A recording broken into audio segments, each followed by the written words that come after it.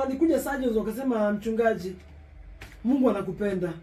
Walikuja wakaniambia Mwenyezi Mungu anakupenda, lakini hii mguu tutaenda nayo.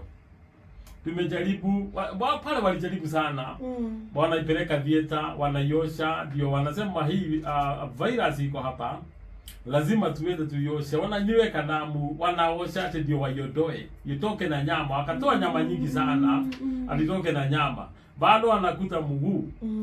Imeanza kuturn black. Hata huko ukishika usikii. So unatembea na ile miti. So nikiwa pale wakaniambia baada ya kungojea hii mguu hii germs ipande mpaka ikufikie kwa moyo, hii lazima tukate.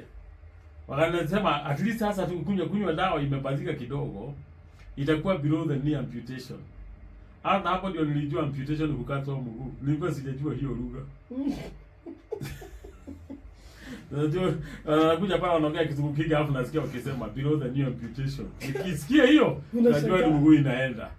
Hapo wakaniuliza utakubali? Nikasema hapana.